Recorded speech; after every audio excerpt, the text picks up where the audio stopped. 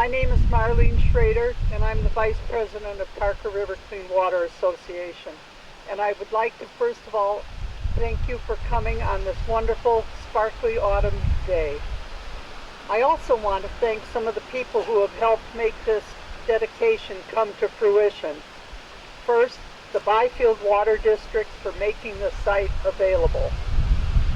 Our Town Administrative Assistant Ellen for posting it on the web and notifying the town employees. Then we had others who helped. Yvonne Buswell, who's keeping track of the refreshment table and brought some lovely fruit, and is thinking about plants that we can put on this bank here that will deter erosion, as she's also part of the Stormwater Committee. Martha Taylor made those luscious cookies that are out there. I've got one right here. Be sure you check them out. Also, we had people that groomed this site, and believe me, it took some grooming. Jack Van Loan, Norm Rain, Marshall and Damon Jesperson, who helped groom this site. And it was, most of all, this tree was blanketed with poison ivy. Wherever you see the new grass was a carpet of poison ivy. Damon reached up, pulled it down, and got rid of it all. So that was very helpful.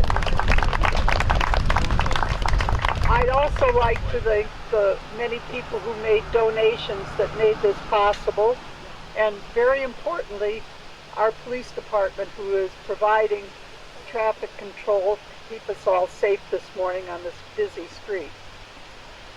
This site was especially appropriate not only because of David's passion for the environmental health of the river, but also his historic interest in the early mills built near this site. The first mill that ever made factory-made, machine-made nails, which was right here. Before that, the blacksmiths had to cut them one by one. And the nail-making mill was here. There was also a chocolate mill that stood near here, and of course the Byfield Woolen Mill, and numerous other mills. You probably know that Dave wrote a book about the mills.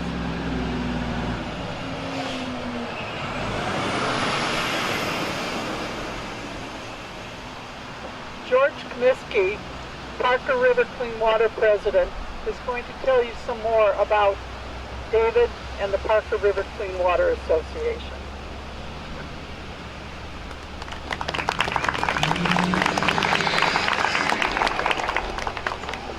First of all, I'd like to recognize all the work Marlene has put in to getting this event together, so if you could give her a round of applause for that. I must have been channeling Dave this morning because one of the first things I did was wake up and make pancakes for the family, so I understand that was something Dave liked to do. So, I feel kind of humble talking about, Dave's contribution to the watershed, and somewhat ill-suited because I didn't come on the board till 2005. But recently we had a office move, and involved a lot of file moving, and I had to look at a lot of the files because there was some confidential information that had to be shredded, and but the history of the organization was all there. I mean, you could see all the work that Dave, by going through all the files and seeing how the watershed got started. I think Dave realized that we had a river in trouble. It was in peril, and we had, a lot of suburban sprawl heading, from the Ipswich River basin up this way, and he realized that, he wasn't just going to sit by and let his river die. So he started the organization, and Dave was a leader. He had great vision that all leaders possess, and he started talking to people. He started applying for grants, His big one was probably the capacity building grant. He went to, it was a $50,000 grant, and he went to other corporate organizations and was able to acquire those grants.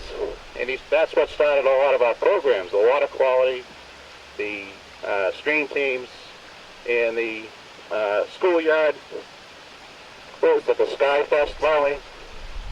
Yeah, the Sky Fest, which was a great teaching tool for teachers, and they got the children involved, and they started having these festivals in the Lower Green, you know, telling people how important your watershed was. So, you know, that was Dave's vision, is to get the people involved. He started going to all the different communities and saying, what's your issues? You know, how can we help? And then the other important thing was he started hiring great staffers. He started, you know, Tim Carrington's here. You know, Tim started as executive director. The other people included Rebecca Roth and Beth Blazer and Francis Doyle. Did anybody else leave out? Or? Rebecca Roth. Yeah, so it was, you know, you hire these talented people, and, you know, the other thing, cleaning out the office, I could see all the money that was coming in and all the checks that were coming out, and that meant all this work that was being done in the watershed. You know, it's all a credit to Dave's, you know, great vision and leadership. And today we're still going strong. You know, probably our major project is the Air Life project that Marine Fisheries is doing with Ben Gahagan. Yeah. He also formed a lot of great partnerships, like Essex County Greenbelt, you know, various state agencies. You know, he knew land protection was a big asset to have in the watershed, and so, you know, we still go on. I know we have a Head Start turtle program that was started by Susan Speak, and so people ask me, you know, why are you Head Starting, you know, just a species? And I tell them, well, everything needs a chance in life, and that's what Dave gave to the watershed. He gave the watershed a Head Start. So this is a really fitting dedication for Dave today, and I'm happy to be here.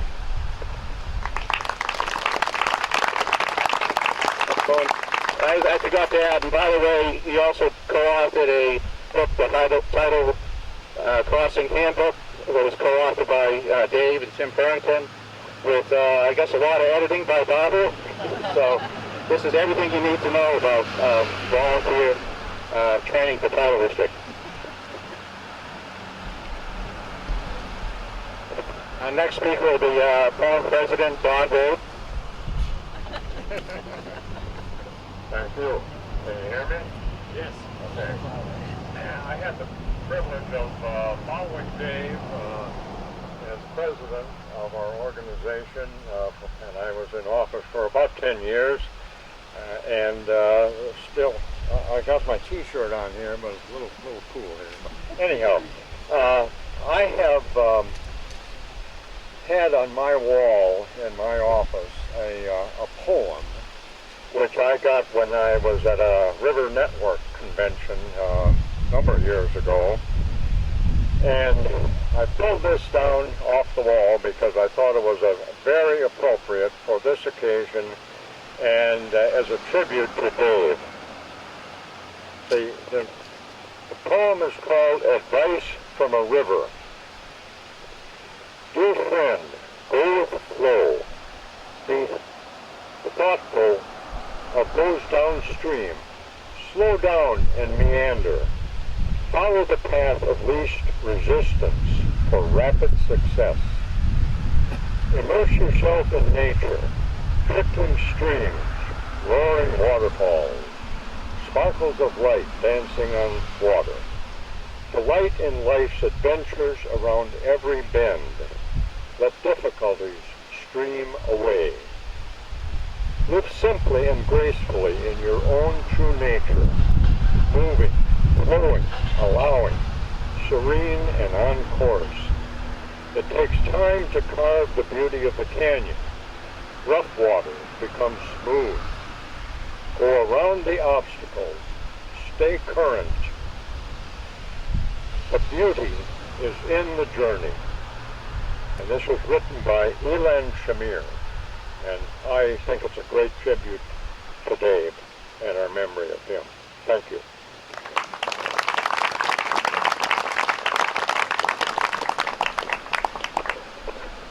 Selectman Jeff Walker.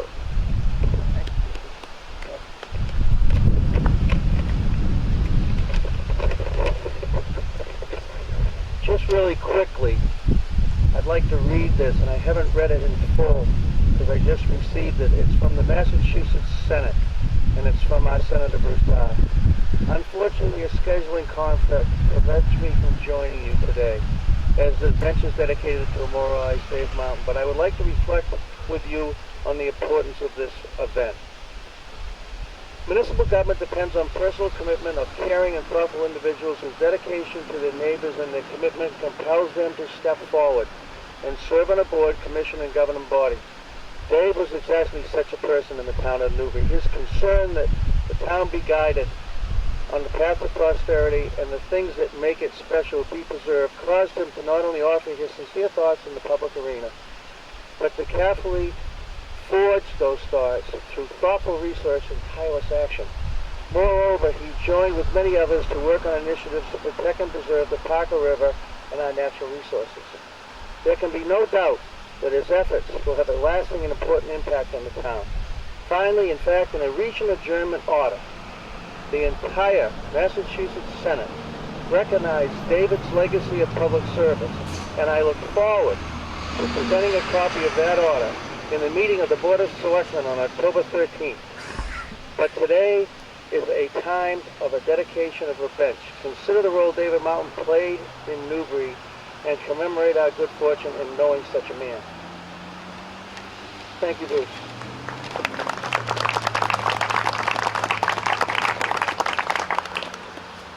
It's funny, I think these words kind of show up a lot when we speak about David, because I want to mention that this is a wonderful spot. I was asked to speak about Dave Mountain and his history of service to the town of Newbury. I was pleased to be asked and tried to think back to David's time of service. It all came flooding back at our last selectmen's meeting. During the public hearing to accept a subdivision's road as a town road, in the supporting paperwork, I looked at the signatures on the subdivision documents, and they were signed by David C. Mountain, Chair Planning Board, Martha Taylor, Vice Chair, Eric Griebling, Clerk, and Jeff Walker, Member. The date was July 2nd, 2002. David was elected to the Planning Board in 2000 for a 5-year term. He became chair in 2002. It was under David's leadership that we adopted the Open Space Residential Subdivision Bylaw and the Plum Island Overlay District. Both were substantial accomplishments, not without controversy. David was tireless, digesting huge amounts of information. I came on the board in 2001 and was new. I had concerns. David took time to answer those concerns.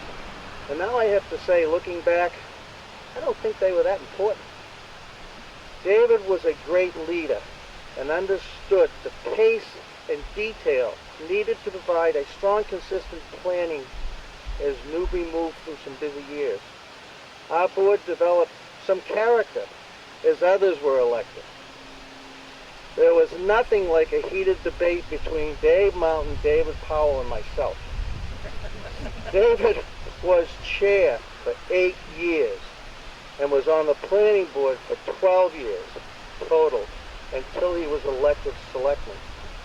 Just as with his time on the planning board as selectman, David's wit, wisdom, and energy were not only a creative gift, but also a rudder for the good ship selectman. Wayne McCallum, one of the people I greatly respect, he just retired as Director of Fish and Wildlife, once said, that people that start on the boards and committees and local politics should become the selectmen of our towns to protect, enhance, and make noble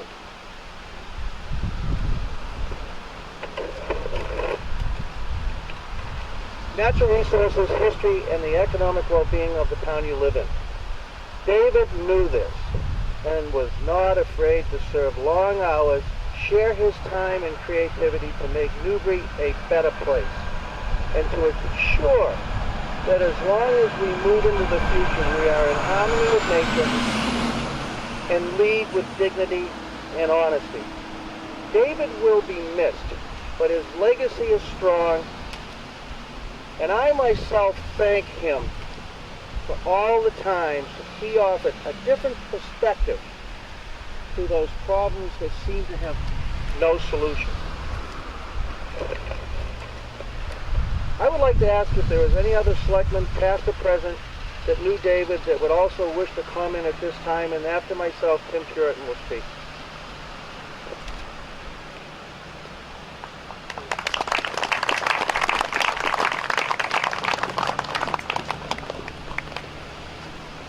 It's great to be back in Byfield. I guess I gotta say we to everybody.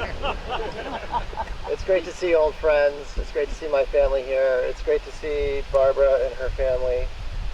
And Dave Mountain was an alchemist.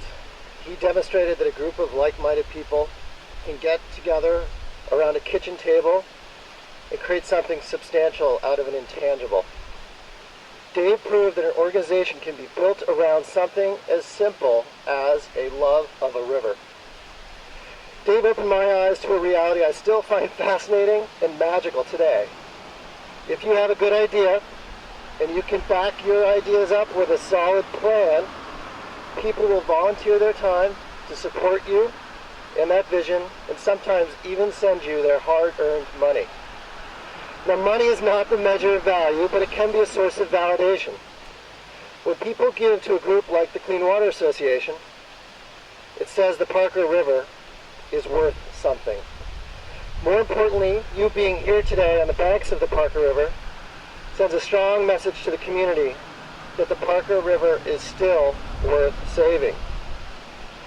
Despite the many successes of the Clean Water Association, including their tireless advocacy for protecting the headwaters and wildlife habitat, there's still lots of work to do.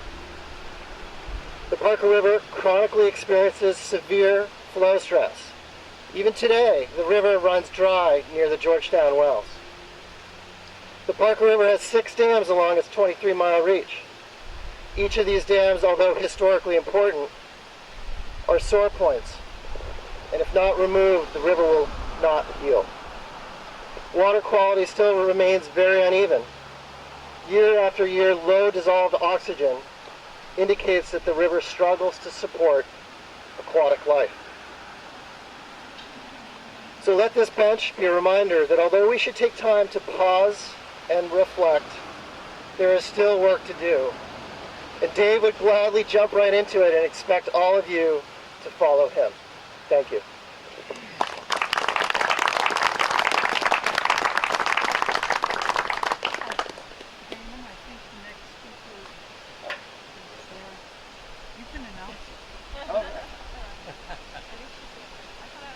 Steve Colburn. Steve Colburn is the next. Thank you. I see my role here as a colleague at Boston University and in the field of hearing research.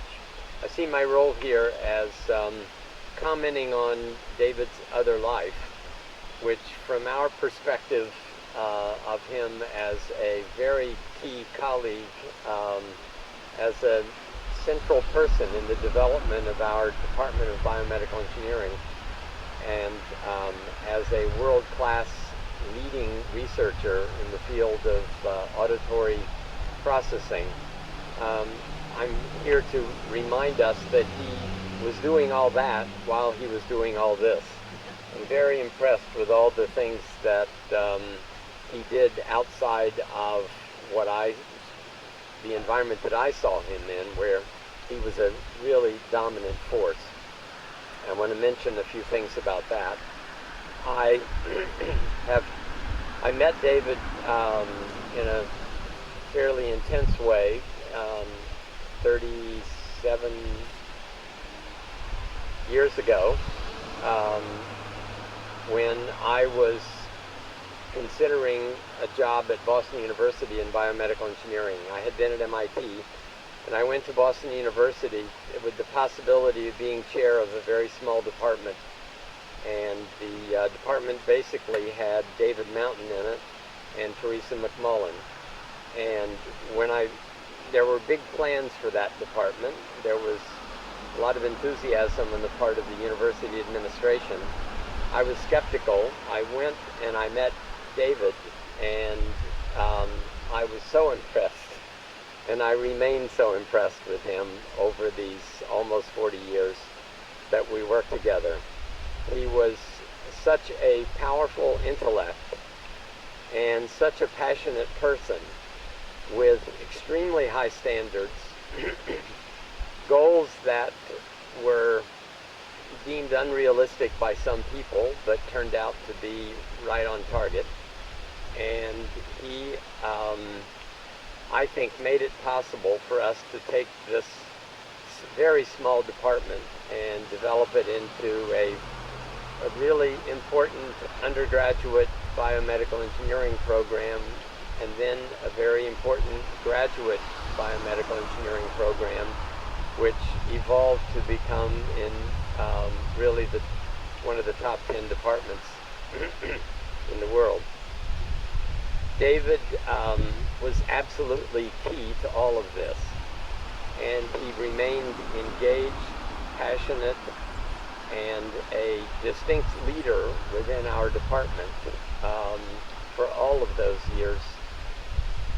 When he passed, several members of the department came running to me and said, "How can this be?"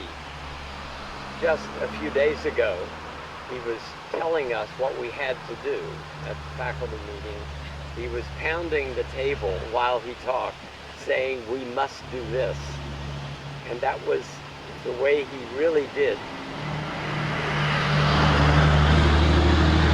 have a huge impact on the way the department viewed itself and what it did,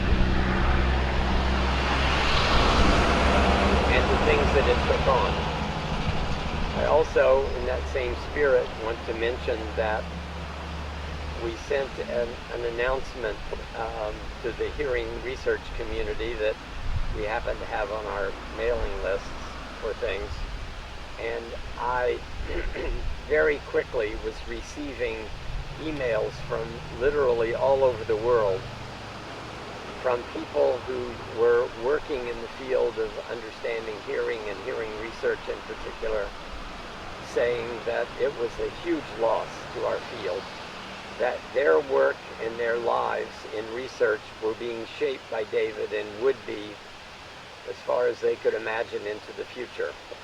He had a tremendous impact on the field in his studies of the transformation from sound pressures to neural activity. He really worked at the key interface and did the most fundamental work with an extremely high level of quality. So he had an impact around the world in his personal research. He shaped our department and the lives of many students that he interacted with. He was loved by his colleagues, and it was a reflection of some of the same qualities that I hear referred to in his interactions with this community. He had such passion. He was extremely smart, not only theoretically, but practically, of what was required. And he was ready to put himself out with energy and with dedication to accomplishing these goals that he valued so deeply.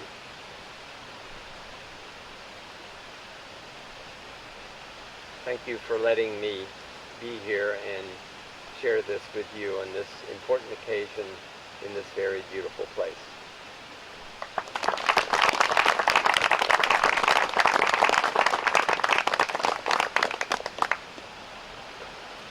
Now we have Carey Mountain.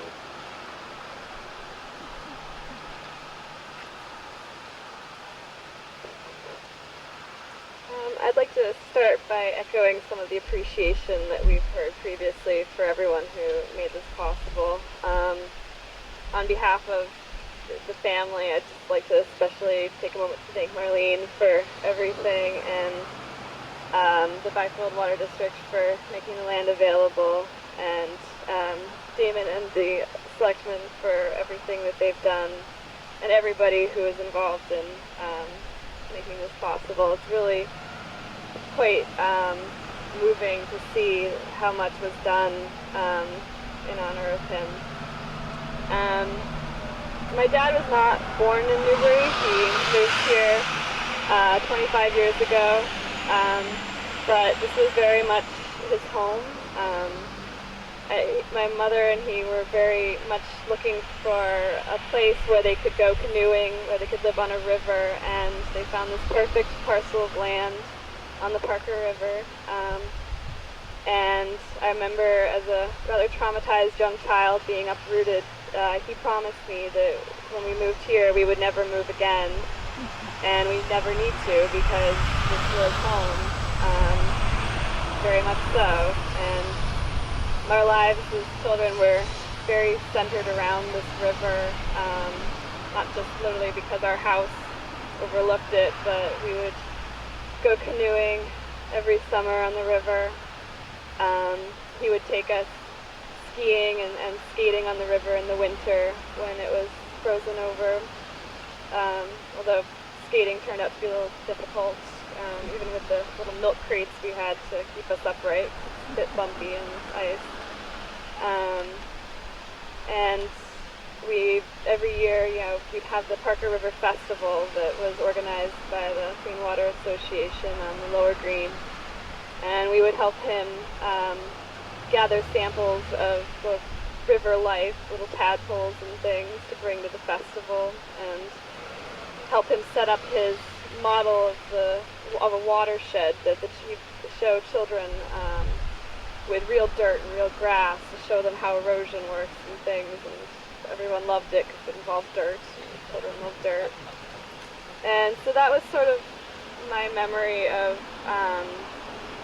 his relationship to the river and what the Parker River Clean Water Association was doing. As a child, that's what I saw, and this particular spot, it seems appropriate. We spent many a day counting alewives right over there by the fish ladder, which to me was rather boring, unfortunately, in part because in some years there were no alewives to count. The population was not doing so well.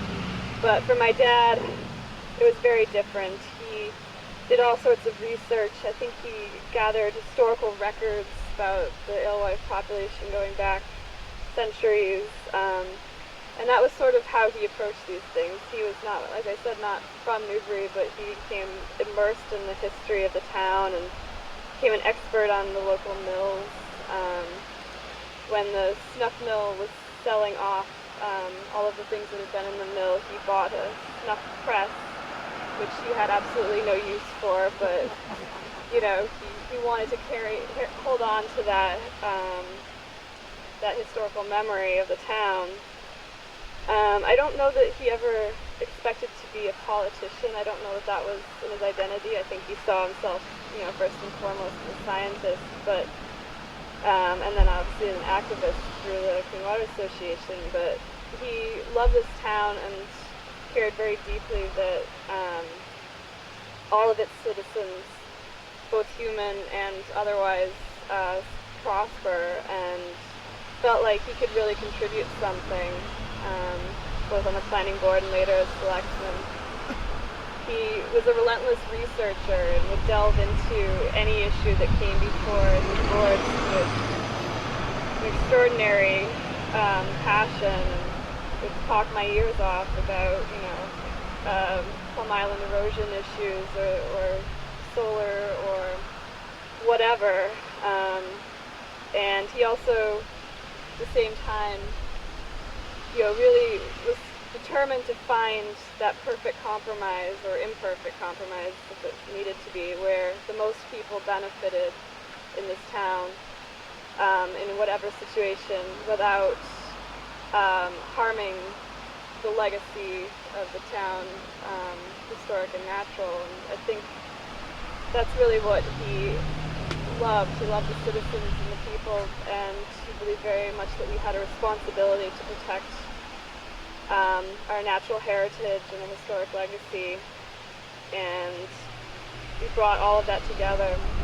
I think if he were here today, he would be a bit embarrassed, but he would also be really moved that all of you recognize these passions that he had and share them. He asked that his ashes, when he passed, be placed in the Parker River, and so they were by our house. This was where he wanted his permanent home. So I think this is absolutely perfect, and thank you to all who were involved.